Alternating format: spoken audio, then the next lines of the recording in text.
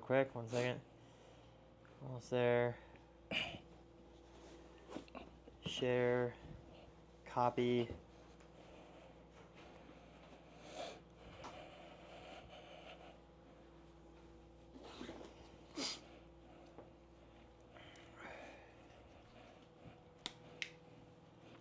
And this also makes for like a great portable charger. Here we're set. I got plenty of water. Let me go get What's the another. 33? Oh, we're going.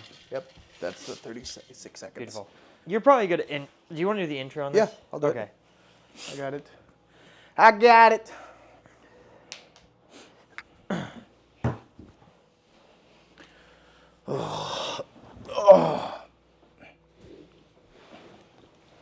All right, we are good. That means we gotta move over here, smidge. All right. Oh, doing it solid. So you see the red button right here? Yeah. Hit it. Just hit the red button. Yep. Let me see the other side. Green. Yep, you're good. Okay. Basically, it's just gonna record internally. So then later. And you'll take the two files and put them together. Yep. Will mine pick up yours and yours pick up mine? It shouldn't, no. Cool. All right, so clap. Let me put on the hat. I feel like I look like a freaking goob. I have to keep my head bald. Yeah. My buddy was like, he's like, you just stop wearing a hat. For me personally, 'cause it's just hat and chain. I gotta represent the collective somehow. Okay, lighting looks good. All right. Welcome back, guys, to the No Soliciting Experience. We're here with one of my good friends, Mr. Austin Mazer. We are out in South Bend, Indiana, doing a training for a pest control company out here. Shout out to Fox for letting Austin come out. We're out here doing content. Yeah. So we've got a ton of live cells that I'm adding to my training course, and Ricky's got the DJI camera. This is like some of the craziest film I've ever gotten. It is hilarious. Like these people up here in this area just are like easygoing but really quirky. Mm-hmm. And it's made for some really fun. Oh yeah. Somebody taught me how to do an Irish jig today. Mm-hmm. And somebody was doing Michael Jackson moves for us. Yup. And they even added in a hee-hee. But Yup. it was crazy. Yup. So, yeah, getting a ton of content out here and then just pouring into this company that has been using me for... This company has had a completely massive year because they've applied the training. Yeah. Yeah, would you say that it's a company or the team? So there's 4 individuals that use me for one-on-one coaching. Yeah. A lot of that's like really highly technical. And then a lot of it ends up being like life coaching, dude. Mm-hmm. Like, okay, how are we hitting your goals? How's your marriage? Like, it's more than just like technical sales training. Mm-hmm. It's more of like, okay, cool. How do we live in alignment with what really matters to you, mm-hmm. right? So like, I love coaching. That's been really cool. So 4 of the individuals on that team work with me one-on-one, mm-hmm. and then a lot of the team is subscribed to my sales training course. So it's like, hey, it just made sense to drive the Cybertruck up here. Mm-hmm. We surprised them. Yep. They had no idea I was coming out. Ethan Snizek mm-hmm. is the owner of this branch, mm-hmm. and he was the only one that I told that we were going to be coming out. But it's kind of cool how this kind of all came together because I posted on my Instagram story, I was like, hey, I need somebody to film for me. Yep. I'm going to be doing this trip, location, not disclosed, and you just, I'll do it with you. Mm-hmm. So that's how we're here. And I think the cool thing that we need to mention, too, is that we got connected. We knew of each other for a long time because you mm-hmm. helped out my buddy to get connected with that solar company years ago. Oh, yeah. Changed his life because you connected him with somebody that had a big impact on his life back when you were doing the solar stuff. And back when I was still in pest control and people were doing solar, and I just sent them your way and you mm-hmm. connected them. But we connected just because, like, the collective stuff. You mm-hmm. were in the collective, yep. CG2, I was in CG1, mm-hmm. and then we just talked on the phone one day, and we're like, oh, cool, we can be homies. Yep. So. Shout out to Corey. Thank you, bro. Yeah, Corey, you're the man. So, yeah, dude, that's crazy. So I feel like we're kind of getting into the present of, like, who you are. Yeah. For people who don't know you, don't follow you, like, haven't been a part of your journey, can you kind of give us, like, a brief intro of, like, who you are, what you've done, and what you're currently doing? Yep. So My name's Austin Mazer. I live out in Georgia with my wife and my 2 daughters. I love my family. That's, as we talk tonight, you'll notice that's a big theme in my life, right? But I sold pest control for a company called Anthem Pest Control for 5 years. I started out, my door-to-door story is really unique. I started out in door-to-door solar. I got absolutely demolished. I quit, came home to my wife and said that door-to-door was not for me. And it took COVID-19 pandemic and not being able to get a job anywhere while we were living in Georgia for me. And I was getting denied at Cracker Barrel, Costco, Home Depot. It took that desperation of like, I don't have a job to get back into door-to-door. So I hit up a friend of mine from BYU who owned part of Anthem. And I was like, dude, I just need a job. And I showed up to Anthem Pest Control while I was still working part-time at a cheerleading gym to have, some money, and I just started selling pest accounts. And I remember telling my wife I was going to get back into door-to-door, and she's like, okay, you can do it, just don't come home crying this time. And my wife's always seen that greatness in me, okay? So I started August 10th, 2020. By August 16th, 2022, I had sold over 1,000 accounts in one season. It was wild, dude. But what I learned is that if I really dive into the psychology of the sales process and just getting a ton of reps. I mean, I sold through December my first year just to try to get better. I called myself the winter soldier, right?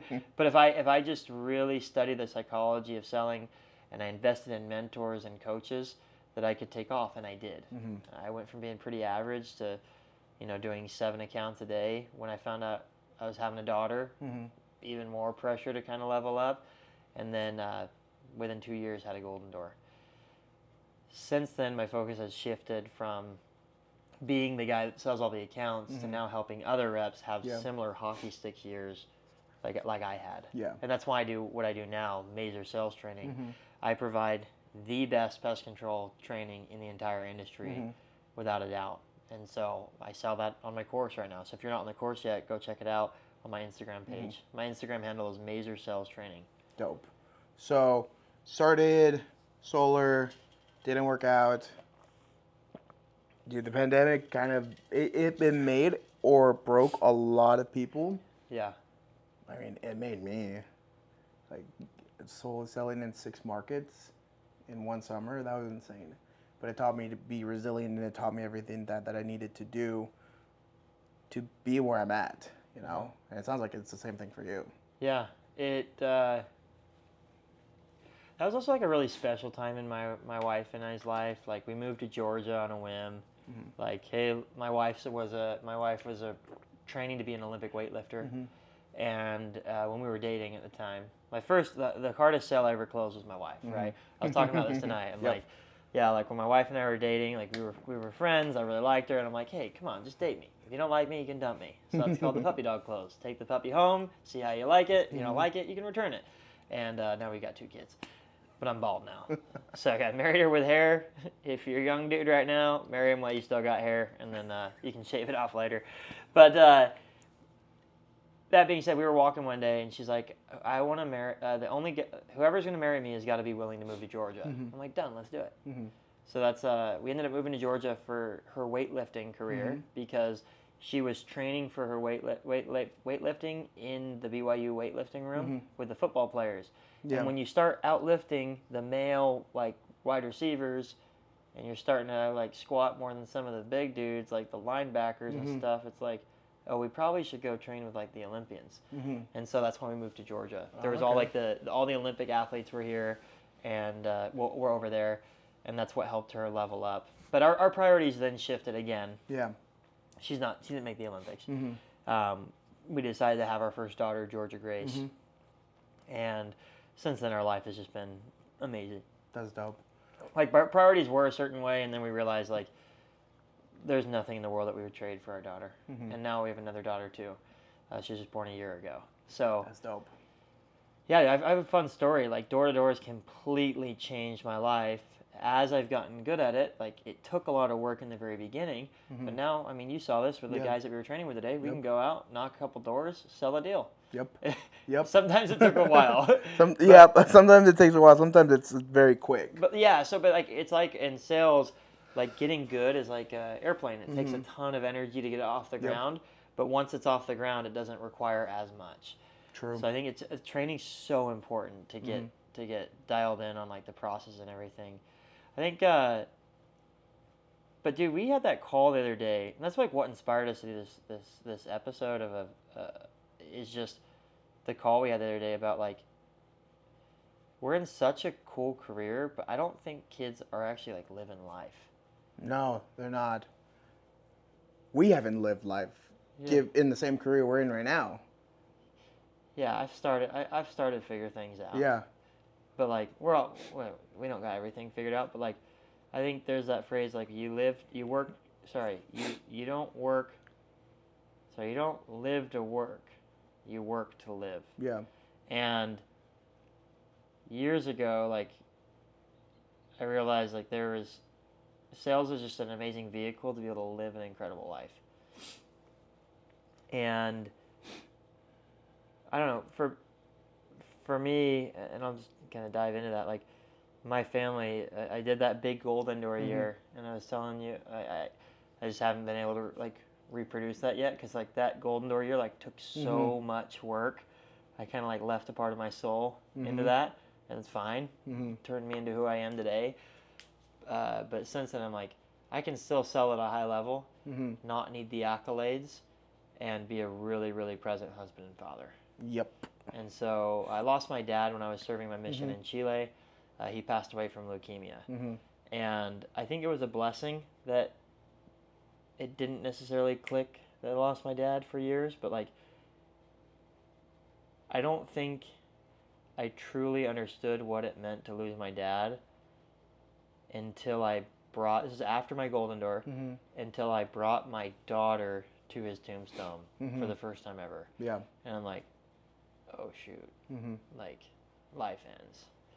And then that fundamentally changed me to where like, if you give me an opportunity, if you're like, hey Austin, you can go knock doors for 6 days, or you can go on this trip with your wife and your daughters for 3 days and then go sell for another 3 days. The other 3 days, I'll like, why don't I sell for 3 days, go make a ton of money, and then go on this trip with my family. Yeah.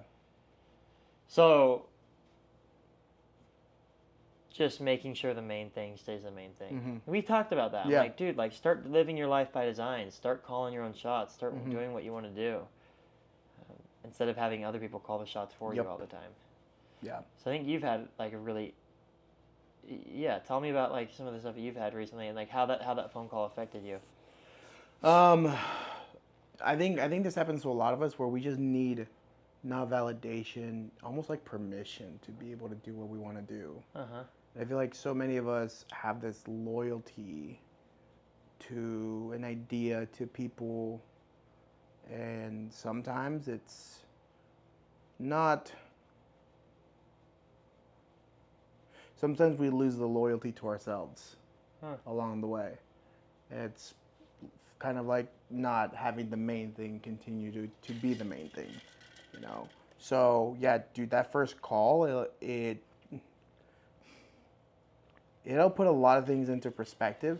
And realistically, bro, it was really nice to hear somebody not necessarily validate what I was feeling or what I was thinking, but more of like, it was more of like a confirmation of like, dude, I'm doing it. I don't know what I'm, like you said, like when I heard you say it, it almost felt like you're doing it, you're still lost, but life is so much better now because of it. Yeah.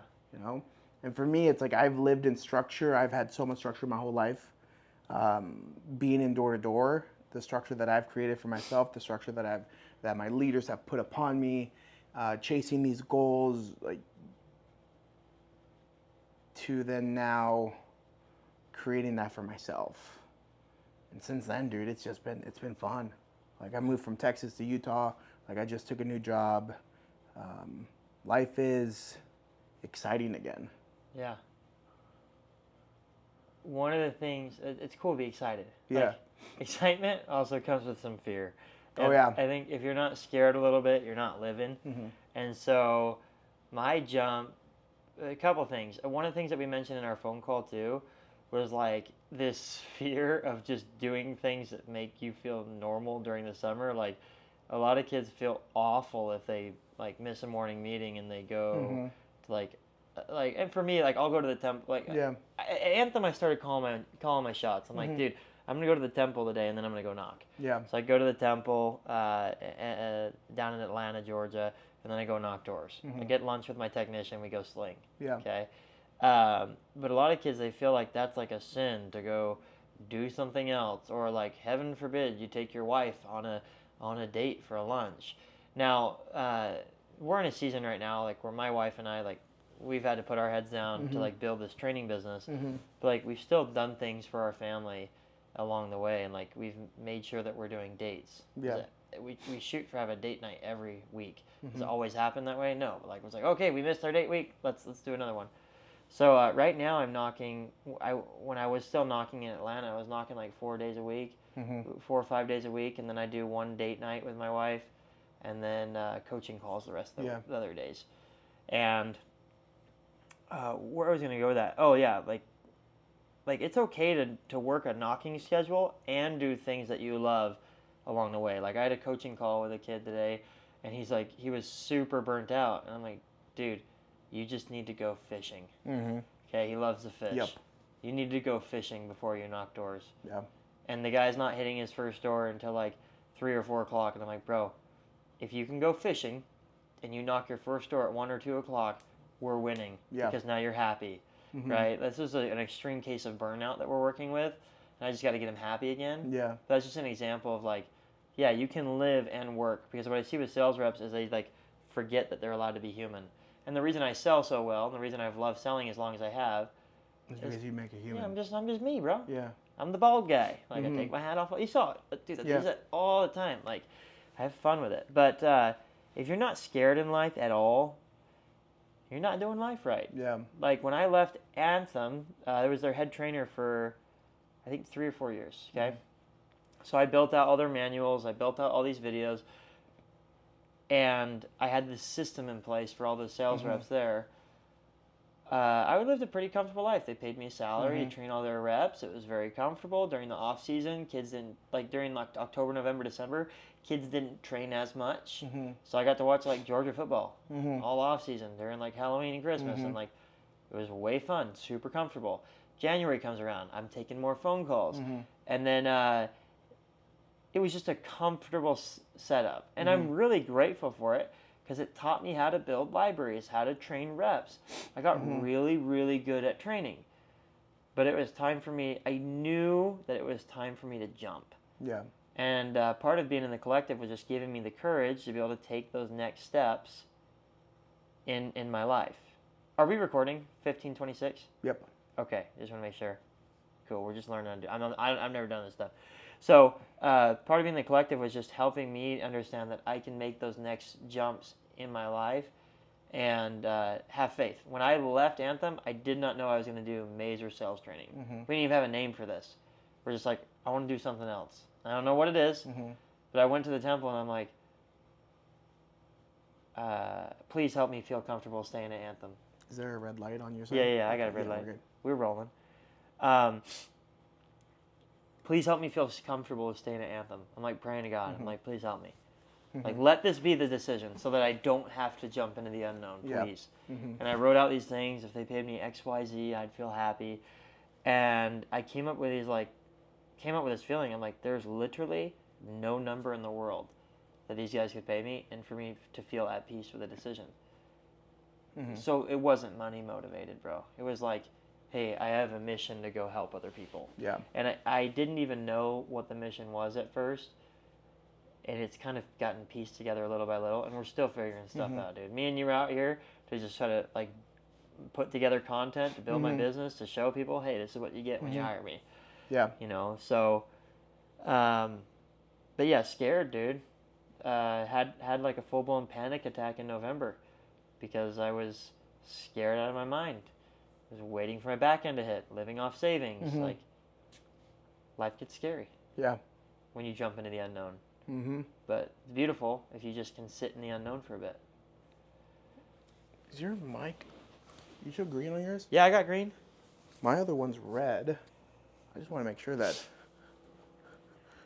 Are we frozen on our screen? Yeah, you're frozen on that screen. Hit the red button on your mic. The square? No, on your mic. Uh-oh.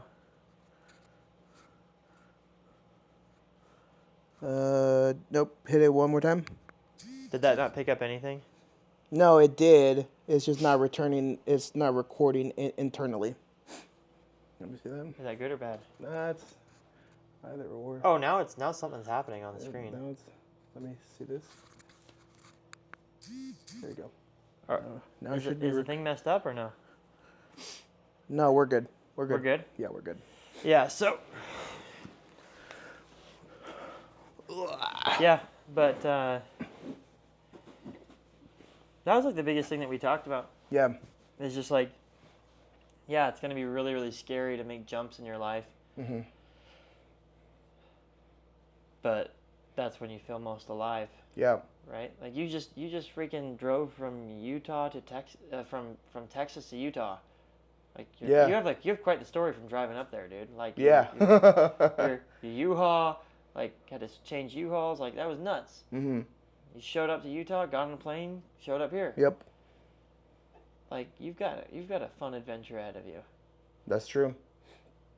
So you mentioned when we were driving today, like just the feeling of like unsurety sometimes too. Yep. Like I think that plays a big factor when we make leaps. Yeah, I would say so. Well, part of it, yeah, I actually want to touch on this a little bit more. Because as the day went on, I was thinking about it.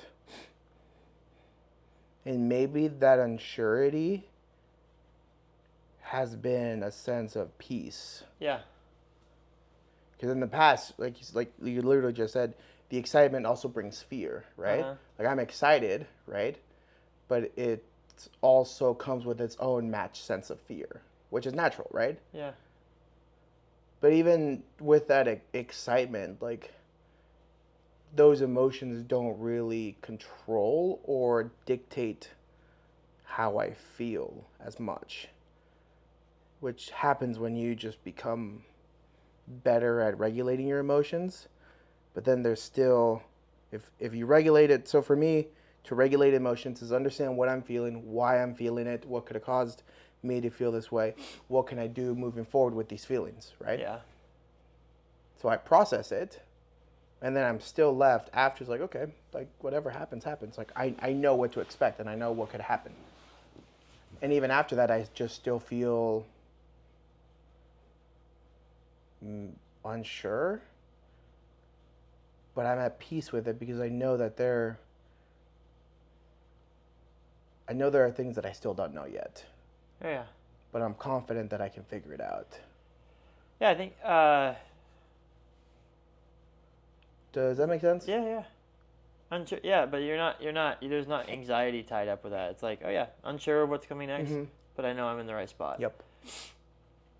That's always that's something that I've started to feel more of recently. Mm-hmm. But like initially, when I made my first jump, my first leap of faith, scared shitless. Mm-hmm. Like there's no other way to put it. Yep. Like it was awful. Mm-hmm. Like that's what I told you. I have never had an anxiety attack a panic attack in my entire life. And I was out in Arizona. It was after I'd been traveling all over the world. Like I was doing blitzes with some marketing company, trying to make some extra cash. And I had been swayed by a lot of opinions from other people, like people who probably had my best interests at heart, but like they wanted to help me by like helping me be a part of their organization, but like they wanted to grow their thing, right? Like they didn't really have like I was just trying to figure out life. They were giving me I was so scared at the time, just like, okay, what am I gonna do? And I think that came like I wasn't trusting God because I know that like I God had given me an answer like, hey, you need to move on, and I don't think I just didn't trust, and that's what came with all the anxiety and everything. But yeah, like having a panic attack blows, like heart rate went up. I was down in Arizona. My heart rate skyrocketed from like 70 to 140. And like I was sitting down, and I looked at my watch, and my heart rate was 140. My left side was going like it was tingling, and I'm like, oh, I'm having a stroke. Yep. So I knocked on the door like at my in-laws' house, and I was like, Kaya, we go to the hospital now. Like I'm dying. We need to go now. And I'm like fully moving around, but I'm so tired. And my wife's like freaking out, like, you're fine, you're okay. And I'm like, no, we need to go to the hospital now. So I thought I was dead. There's probably a lot of things too. Like I was thinking about how I lost my dad a lot. Like that, I think that had a big thing to do with it, because I was just talking to when the panic attack happened, I was talking to my buddy about losing my dad. So I think that came up. But the funny thing with that story is I like told my daughter, I'm like, hey, I'm going to the hospital. I love you. Give me a hug. And my daughter was like, no. She just walked upstairs. Like, all right, this is how I go. See you, Georgia. But yeah, when I went to the hospital, they're like, yeah, you're good. Nothing going on. Your heart's fine. Yep. Like, there's no way. And they're like, yeah, you just need a chill pill, bro. And then I realized that there was a lot of inner turmoil going on. And the right people came in the right time in my life to really help shape what I'm building right now. And I think that's true of like everybody. Like when they take a leap, just trust that things will work out. The right people will come into your life. Like, dude, you came into my life for this thing right here. I just threw out a thing on Instagram. I'm like, hey, who can help me out? You hit me up. So it's like, people are going to be in your path to help you. Whatever your goal you're trying to hit, whether it's like some personal production goal, if you're starting a business, like the people will come as long as you're just being authentic. I think authenticity has helped out a lot with me. Yep. I think that's what, 100%. I think earlier we were talking about people's fear of missing meetings. And I think the industry is not conducive to be authentic. Yeah. The industry is not conducive? I don't think so. Because everyone's forced into a box. Yeah. If you look at every company, you know what type of personality they have. Yeah. Like how many times have you walked into a room and it's just so diverse? Very rarely, because everyone is fitting the mold of one thing, and that's the company's culture.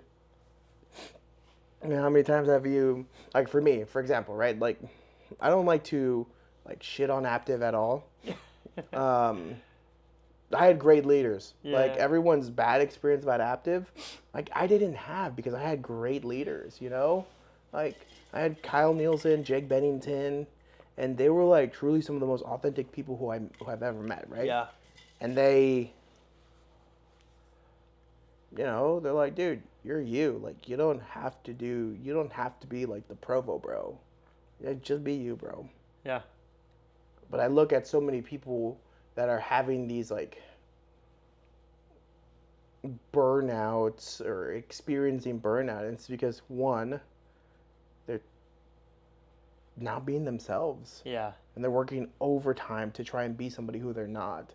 And then that person that they're trying to be is a person that they think is going to make all the sales. When in reality, they just got to be themselves, and themselves will make all the sales. Yeah, people buy you and door to door. And if you're pretending to be somebody else, you know, it's like Robert Downey Jr. in Tropic Thunder. I'm a dude playing a dude disguised as another dude. He's just lost, you know? Yeah.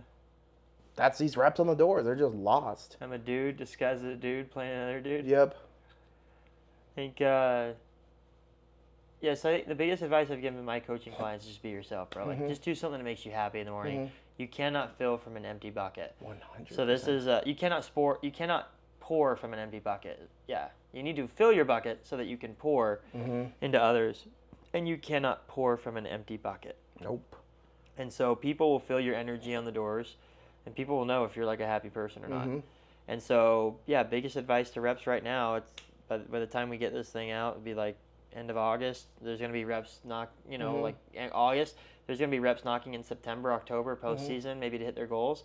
It's It's like, dude, lock in, still work a ton of hours, but also like remember to be you. Mm-hmm. And I think too, like it's there are groups that will do like a company trip, like these guys out in Fox, they did like a company temple trip last week. That's awesome. They all hit the doors afterwards. That's great. But who's to say that if you're a married rep, you can't go to Correlation in the morning and then go take your wife out on a little breakfast date and then go knock doors, like. Yeah. You know what I mean? Like, yeah. But there's a lot of people that are like, oh, like my manager is gonna know if I don't knock my first door. It's like, well, as long as you're selling lights out, it's fine. Like if you're bagling every day, okay, maybe we should like get. Yeah, 100%. If you've earned it, if you focus on the inputs and you focus so much on the inputs, like the sales will come. Yeah. Like there's no way around that. That's like one of. Okay, so there's this. How would I even put this, dude? It's like I've had reps where they don't knock all the hours, but they still sell. Yeah. At a decent to high level. I don't worry about them. I don't micromanage them. Well, some people don't want to have. No, and it's like, dude, just go do you. And it's a sense of like, almost verbatim. I say like, look, dude, I don't care what you do. Just do what you need to do. Handle what you need to handle. Go knock. Yeah. I'm not gonna tell you when to knock, unless there's a competition or like something that. That I know you can do. I'm never going to push you to knock. I'm never going to tell you, bro, you got to be on the doors from this to this, right? If you tell me that you want to hit X, Y, or Z goal, and those goals require you to knock from this point to this point, and you come up with that yourself, I'm going to hold you accountable to that. Yeah. Because you set that out, not me. But besides that, dude, like, I don't care what you do. Just go do what you need to do and handle business when you need to handle it, and then go knock when you go knock. Yeah. Just don't hit me up for money when you don't have money. Yeah. Yeah. With the guys that I coach, because sometimes I think accountability cures a lot of things. With the guys that I coach, I'm like, okay, if your goal is to finish up the summer with like your 300K goal or your 400 account goal or anything, there's got to be some extreme form of accountability where it's like on the doors. These are the deals I sold, off the doors. Yeah. So all of the guys I coach with one-on-one, I just got a ton of bug emojis in my phone because every time they sell, they send me a bug emoji. But I think for a lot of young guys, me and you were talking about this the other day, like with like LDS missions, like there used to be like way more structure and way more rules and everything. I think those were like the good old days of like the missionary work, was like when there were more. I personally think back when they knocked doors, that was like the best. That's the golden age. I got to get the very end of it, right? But like the Nokia brick phones, like that's all you had. And I'm like, what's going on? But I think structure is really, really good for young guys. Now they're like trying to help like missionaries in particular have more freedom. Like, great, that's fine. But I'm like, dude, there's something cool about that raw, like this is your schedule, hard rules, and like door knocking. Okay, so I think a lot of young guys, like they do well with structure, but within that structure, you should have some stuff to help yourself feel happy. Now going home, I personally, like when I work with kids, I'm like, I don't think you should go home and play video games for 4 hours. No. I think that's going to burn you out. I think it's going to mess with you mentally. I think you should do things that are like actually productive for your health, for your like mental health, spiritual health, physical health. Like go on a walk, go on a hike. Yeah, maybe watch a show, but like you don't need to binge watch for 5 hours. Yep. But like if you're a rep bringing your Xbox to market, I don't know how you feel about it, but I'm like, dude, you didn't come here to play video games. You came here to grow as a person. I just think there's other things that you can do, like to be productive and not to be productive. I don't know, just have some free time too. I don't know what your thoughts on that. Sparingly. I mean, dude, when I first got to Waco, dude, there were so many nights where we all just mobbed to the office, bro, as a team. Was there video games there? Yeah, bro. We just play Call of Duty in like private lobbies. It would be more of like a team bonding thing, you know? Yeah, there's a different purpose there, though. Right? We're like ordering pizza, we're drinking kava, Dude, I've never had kava in my life. We're mixing. Some of us are drinking. We're eating, and it's just like, dude, it's so much fun. I've heard kava's cool. Dude, I love mixing kava. If there's anybody I could do kava with, it'd be you. Yeah, well, all the polys, bro. all the polys, dude, invite me to go mix with them. Kava is like that Hawaiian drink that just chills you out. Yeah, so it's a Polynesian root. It's like, you ever had like, what's that Hispanic one? Mate. So similar, yucca? Have you ever heard of yucca? No. Okay, so it's like an actual root, like a tree root, you know? Okay. They grind it up, and it's like a muscle relaxer, right? But it's like a cultural thing. It's like a ceremonial thing. And, dude, we just like to have fun, you know? Like, we do stuff like that, like on the weekends. We'd pull out the poker table, be mixing, listening to music, playing, gambling, and then just having a good time, you know? Yeah. But the excessiveness of, like, if you're solo gaming. Yeah, you're on the couch for 4 hours. Solo. Yeah. Yeah. I mean, but for some guys, they really like that. So I guess I'm just like part of like none of that. You know, like that's just like, because I grew up playing a lot of video games, and my dad came downstairs one day, like Call of Duty, all that stuff, and I'm like, Dad, you want to play with me? And he like looked at the screen. He's like, No, dude, like I lived that. I was like, Oh, okay, this is like real life. Like my dad flew C-5 Galaxies out to Afghanistan. Oh wow. Had friends that died in war. Like. Yeah. He knew people that died. So like it wasn't like necessarily like a game for him. So like I quit playing like shooter games like that. But yeah, that's just some of my video game stuff. If you like video games, great, good for you. It's awesome. I don't like them. That's okay. No, ain't nobody gotta like what I like. Not everybody's gotta like what I like. Yeah. And the thing is, like, okay, for me, I am not against it. If it helps you reset. The thing about it is, I think you just gotta be responsible about it. Yeah. That's it. Mental reset. Yeah. Mental reset. Like, sometimes I just go and I play, like, 2 games, like, in the lobby. And I know that I suck. Like, I'm decent, but I know that I suck. Maybe the reason I don't like video games is because I get destroyed. Yep.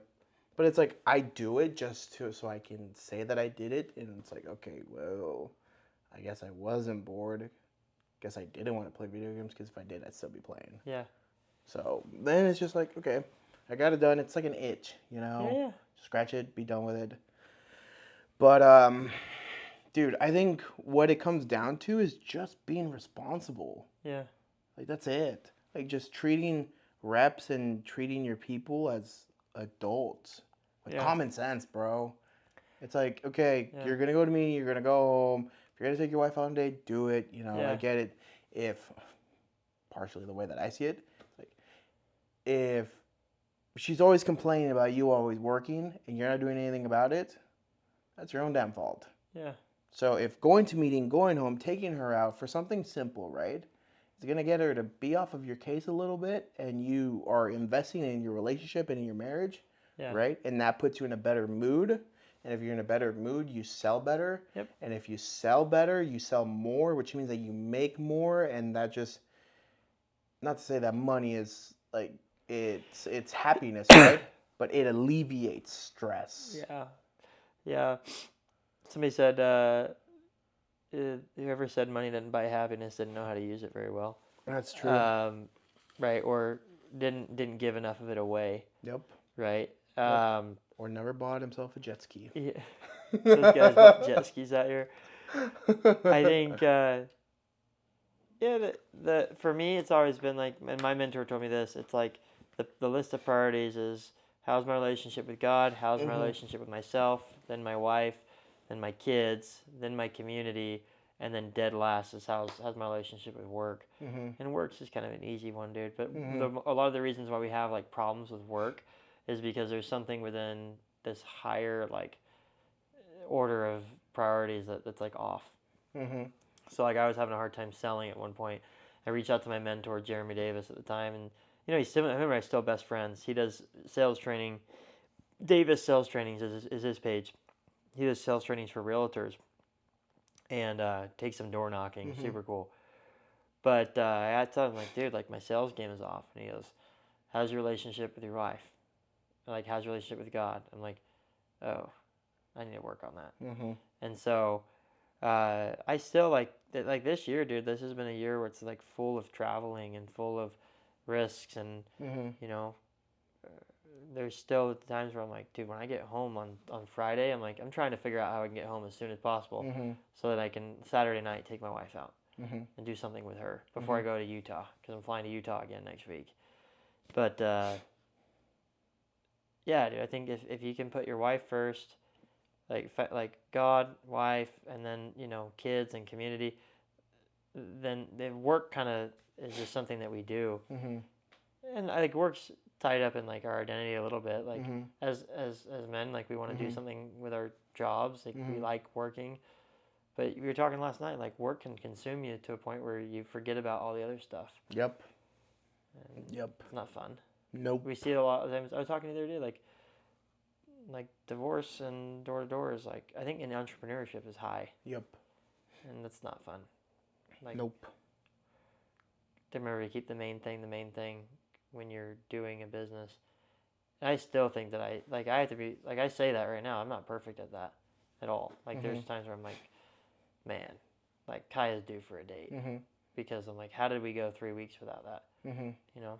So, most recent date I did with Kaya was like a EDM styled, like, party at at Ben Morgan's house. He's, like, the owner of Anthem.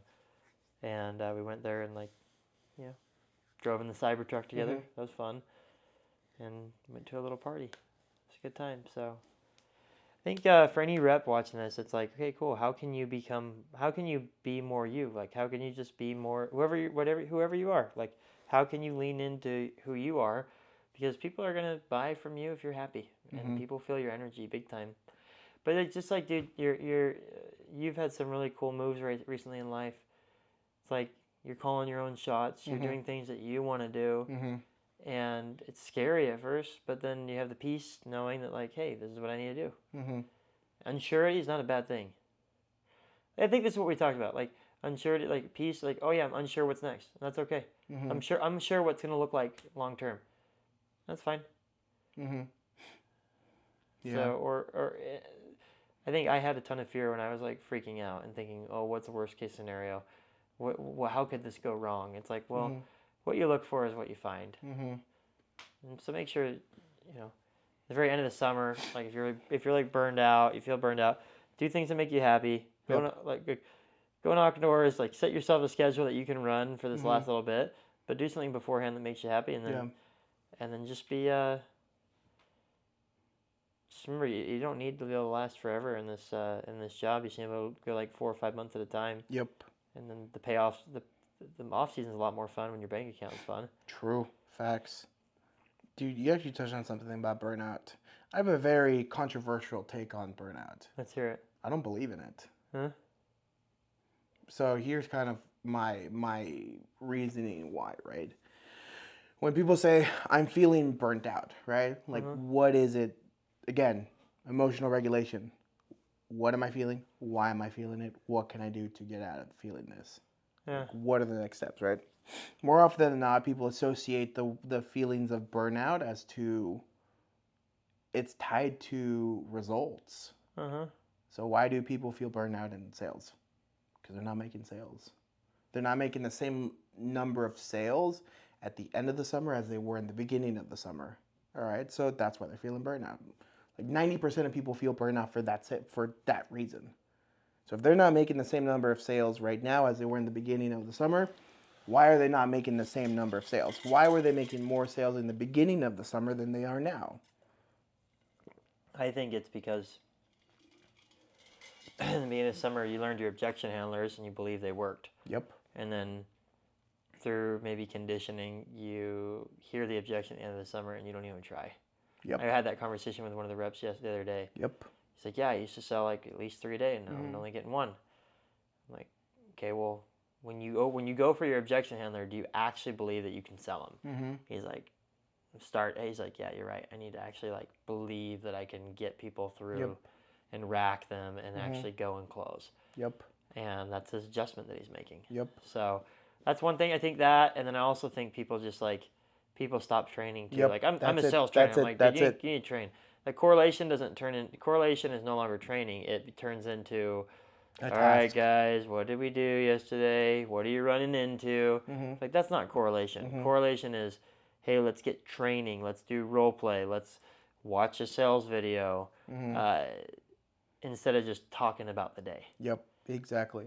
So that's what it is. People are feeling burnt out because they're doing the same thing over and over and over again, expecting a different result.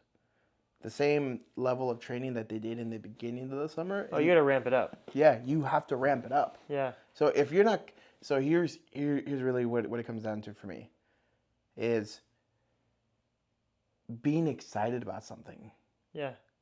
Right? You're training, you're coming up with new ways to overcome objections, you're coming up with new ways of managing your area, like area research before you go out and knock the door.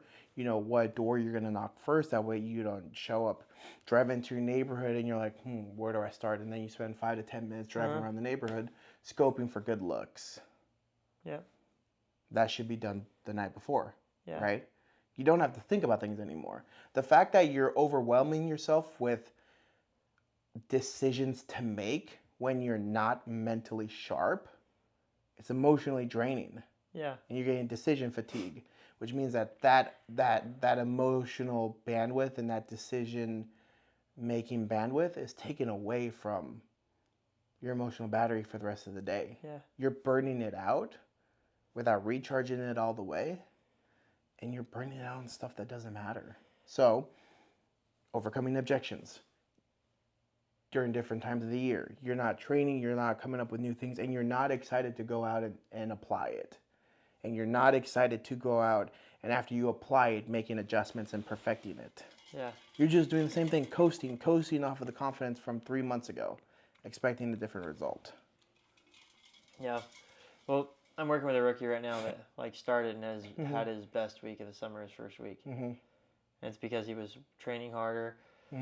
He was studying the script. He was role playing, and then he had another solid week. And then he just kind of stopped doing the training, stopped working out in the morning, stopped doing his morning routine. I think structure has. I know this. I know that structure has a huge role to play in that. If you're waking up on a consistent basis at the same time every day, you're working out, you're doing something for your soul, your spirit, your mental side. And then you show up to these meetings, and you're going to be a happier person. So you can't outperform a bad state. And so if you're not in a good state of mind, then it's really tough to perform. Now, I've had some really like gloomy days where I still decide to show up, and they're massive days for sales. But learning how to show up to sell, regardless of the result, and like disconnecting from the result is a big, if you can figure that out, you're gonna do well.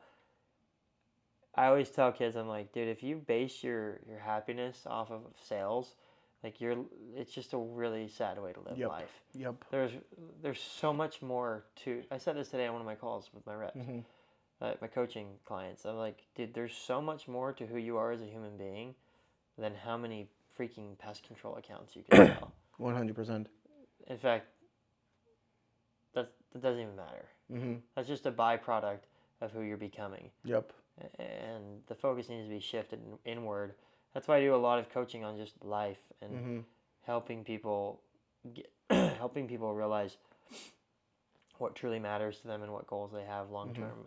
Because pest control and all this other stuff, it's just the illusion. We're here to actually grow and learn as human beings. Pest control sales is just the illusion. It's just what I sell. I really just sell, hey, the betterment of who you are as a human. I sell pest control. And as you become better, things get better.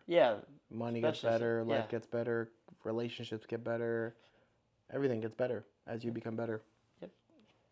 Money is just a byproduct of who you're becoming. And I've realized now, like, money is one of the easiest things to come by if you just provide value to a lot of people. So, yeah, brother. That's crazy, yeah. So, in a nutshell, I don't believe in burnout. I believe that people lose structure, people lose habits, and people really are just feeling insane because they're attaching so much to results. And instead, I firmly believe everything should be shifted to inputs. Yeah. But then again, that's kind of the clash between my belief and what every manager and every leader, every owner will say. And I get it. I understand why, you know? Well, if it's like scary for a manager to give up like oh my gosh, we need to focus on it just, for them it might be scary to just trust that the results will come if you focus on inputs. With one of the guys I was coaching today, I was like, dude, you don't, like, just forget about the whole morning routine. I just need you to go fishing, and I need you to knock your first store before 1 o'clock. That's it. Because he likes fishing. I'm like, go fishing, and then knock your first store before 1 o'clock tomorrow. That's the only thing you need to do. That was like an input for him. Or I've worked with other guys who are married, and I'm like, do these 3 things for your wife, and it'll make a very big difference in your marriage. And the phrase is, happy wife, happy life. Unhappy wife, hell. Okay? It ain't fun. So making sure that your wife is happy throughout the summer, super important. Now, is it always possible to make sure other people are always happy? No. But like making sure that you're in good standings with your wife, you're helping out around the house, like that's super important. The biggest arguments I get with my wife is like when I'm not helping enough around the home. Like when she's like not happy with me. It's like, okay, cool. I got to remind myself to do stuff too. So, yeah, dude, I think the biggest takeaways for me in our phone call is just like living life by design. Like you call your own shots when it comes to your summer, especially as we're in postseason too and other guys come home. Go home. Like try to figure out a way to like go do something that you love in the morning and go knock doors. And I think, keep your systems in place. Your training, like if you're not on my training platform yet and you sell pest control, what are you doing? Like hop on there. There's tons of these videos that Ricky and I are filming this week that are going to be on there, and I show you how to do everything. So yeah, if you need pest control training, like get on there. Keep some structure. Do things that make you happy, and lock in. You don't have much more time until this whole season's over. True. So. Yeah. Just call your shot. I think that's how would we do that though? Like I'm thinking about ways, like in my mind it makes sense. Like funny enough, today during about the guy fishing, I remember talking to I have a lot of people call me. Tell me that all their problems. And one of them what's actually I dug about what his favorite thing was. He's like, "Oh, dude, I haven't gone fishing since like I was like 14." I was like, "Bro, here's what I need you to do. I need you to knock X number of doors every single day. You do this, I will buy you a fishing pole. So you can go out on Saturday. You can go take your speaker, take my cooler, right? Fill it up with drinks, whatever you want, bro, and go fishing. And do not call me. Go fishing. Do not call me. Do not call anybody. Go fishing. And if I hear you complain about one more thing, it's because I know that you didn't go fishing. So help me help you." We ended up doing it. He did it? He was so happy the next week, bro. Really? So happy. And I was like, "Dude, you know what? I don't need you to come to the meeting. Just go fishing in the morning." For real, Yeah, just go fishing. And, it was so much easier to deal with them after the fact. Easy little solutions. Easy little solutions. All these problems, the crazy thing is that, the older I get in the industry, the older I get in life, the more I realize that the simple things are the things that make you the happiest. Like, you are just a person who sells XYZ product or service. That doesn't change who you are, right? So stop letting it consume you and just be you. You just happen to sell this product or service, which then in turn makes you more money, which then amplifies you to be able to do what you do. Like the amount of Lego Star Wars sets that I have, bro, is insane. The amount of freaking lightsabers that I have is insane. The amount of like weird memorabilia from like Marvel, Star Wars, like Jurassic Park. It's like I have so much of it because I'm able to buy that shit because I make sales. Yeah. You know, like the amount of cool stuff that I have that like makes me happy, bro. It's because I focus on what I need to focus on when I need to focus on it. You know, then I'm able to buy it and like no one knows about it. Yeah. Except for now, but you know. We gotta see it. Yeah, dude, like it's in storage. Okay. All the boxes are in storage. But yeah, dude, I would literally lock myself in the house and just build Lego sets, and I'd be the happiest person in the world. That's good. But I only did that after I rewarded myself for doing the things that I promised myself I would do. Incentives are really powerful. So, if you need to set an incentive for yourself to push yourself, hey, when I do X amount of accounts, then I get this reward. And sometimes that's like an item that you purchase. For a lot of guys, like, oh, when I hit this amount for the summer, I'm going to buy myself a Rolex, whatever. Like, a lot of kids do that. But creating personal incentives help a ton. Yep. So I have one that's like my favorite. So I like whiskey. Yeah. You know, bourbon, like Scotch, like really nice stuff, right? So one of the things that I've done is I reward myself. You know who Andy Frisella is? Mm-hmm. So he has this concept in the 75 Hard program or in the Live Hard program, what's called like the power list, right? 5 things you got to accomplish that day. They're actionable items. Like if you're looking at it in like a door-to-door aspect of like 5 things you can do today, 5 things that you can control. What time you knock your first door. How many doors you actually knock, right? Last door, right? These are 3 things. How many times do I rack with somebody? How many times do I rack before I give up? What time do I hit the gym? Yeah. Right? How many follow-ups do I do, right, in that day? These are all things that you can control. So the concept of it is writing down your 5 things that you do, because if you do more than 5, it becomes like almost like an unbearable task, you know? Yeah. The reason you do it, you hit the 5 at the end of the day. If you hit the 5, you write a W. If you don't hit the 5, you write an L. I take it one step further, and I go to one of those calendars, you know, the ones that flip up for every single month. Yeah. And I put a W or an L on that day. If I have a good day, like a good day for me is the 5 inputs, like the 5 tasks. And if I do that, then I reward myself with an ounce of scotch. Yeah. An ounce. Tiny. Yep, tiny. It's nothing crazy, you know? Yeah. Nothing crazy. But it's like one of those things that I do to decompress and like de-stress, you know? Yeah. Like I either sit on the couch with the TV off and I just sit there and I reflect. Or sometimes I'm outside in the backyard or in the front yard. I just sit there, reflect on the day, sipping my whiskey, and I'm just like, For me, it's like a mental conditioning to let me know that I controlled everything that I could control. Yeah. Right? So many times we get mad about the things we can't control, even though we're not controlling things we can. Yeah. Oh, my customer canceled. You can't control that. Yeah. But you're not controlling how many doors you knock. You're not controlling how long you take your lunches. You're not controlling if you pack your lunch. You're not controlling... Packed lunches are huge for kids. Yep. You're not controlling the urgency you have to get out to area. You're not controlling the fact that you're pushing yourself to knock later and you're the last person to get picked up and you request to be the last person to be picked up and your car group is waiting for you as you keep knocking. Like, these are things you can't control. But you're not doing those, but you're getting upset that when you finally make a sale, it cancels. And you're distraught about it. There's the Serenity Prayer. It's basically mentions, says, God grant me the wisdom to know the difference between the things I can and cannot change, and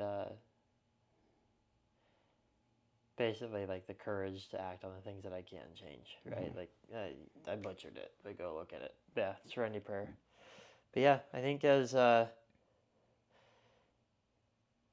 you finish up a season, just really focus on what you can control, and you'll be shocked if you just focus on the things you can control. You finally feel like you have some power If you focus on things you can't control, you feel completely powerless. Yep. But dude, Don't control. No, sorry. Don't compare yourself oh yeah, at this point of the summer. yeah, Everybody has this sense of anxiety, this self-inflicted feelings of inadequacy because they compare themselves to other people and they feel like they're not doing as much as they should be, and then they just inadvertently, like unknowingly, just call it anxiety and they feel anxious. yeah. It's like, okay. Well, and you only see like people compare themselves to other rep all the time on Instagram. Mm-hmm. It's like very few people post if they had a bagel day. Mm-hmm. Like nobody really like flaunts that. Like Very few people.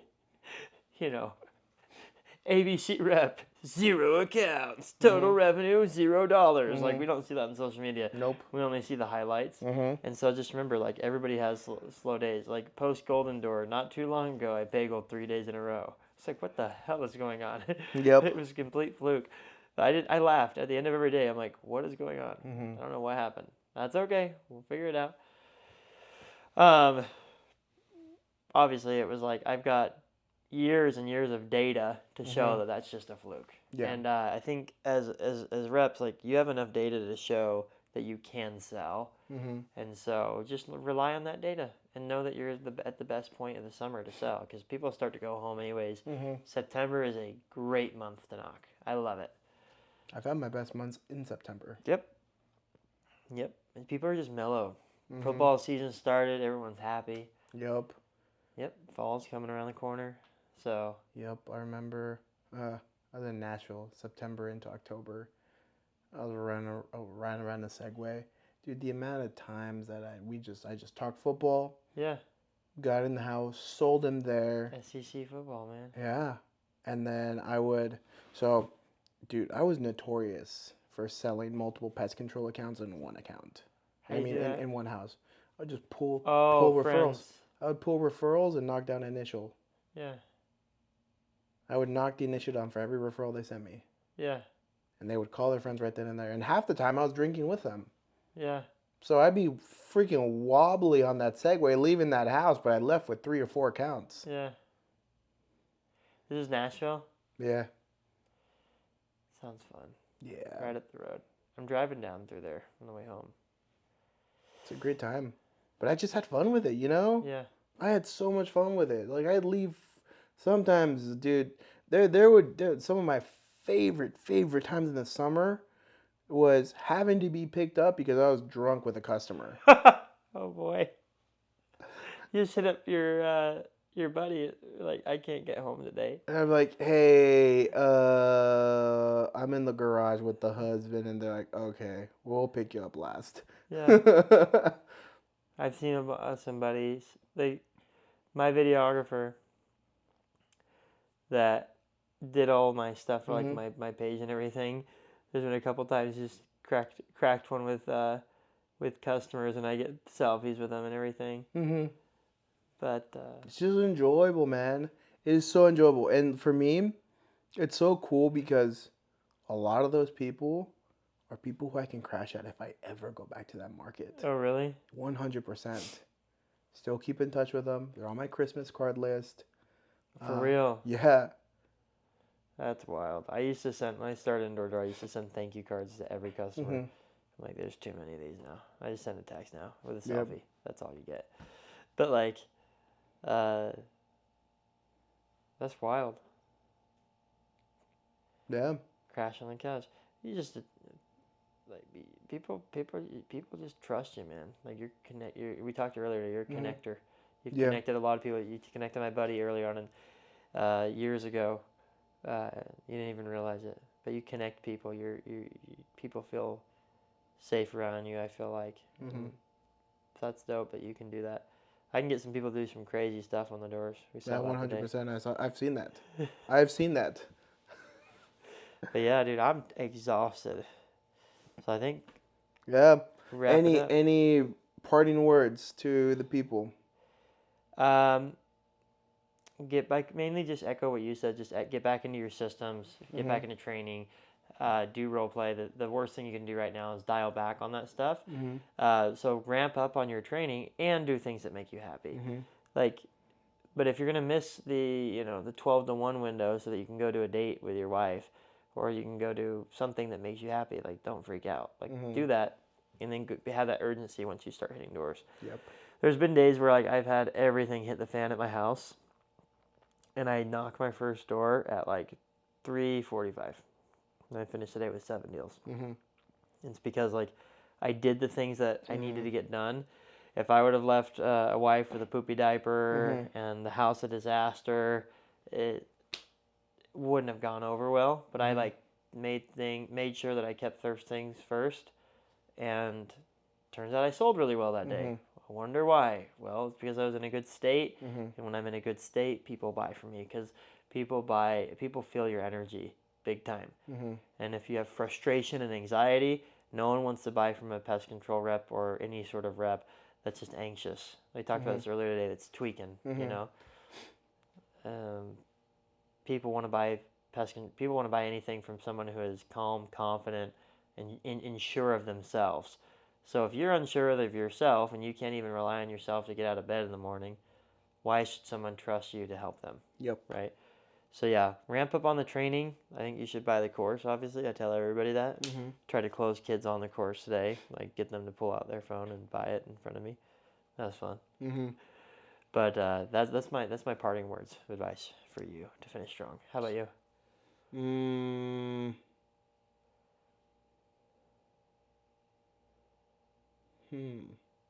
Parting words. Something that I've felt over the last few weeks is, as long as you're doing everything that you can do and within your power to control, everything's going to be all right. Yeah. Everything happens for a reason. Focus on the inputs, and everything's going to be all right. Yep. Forget about the result a little bit. Forget about the result 100%. Yeah. Focus on things you can control, and at the end, whatever happens, happens. But as long as you do your part, things will be good. And if it doesn't, it is what it is. We'll see y'all next time. Dude, that was fun. Yeah. I think that's going to help out a lot of kids. Yeah, I think so. Just to talk. That was fun. I don't know. I was like really worried that it wasn't filming it. Is the light still red on your side? No, on the camera. Yeah, it's still red. Dope. It's still recording. Oh my gosh. Oh, goodness. Part of me doesn't even want to look at what time it is. Yeah, me either. Oh, it's not as bad as I thought.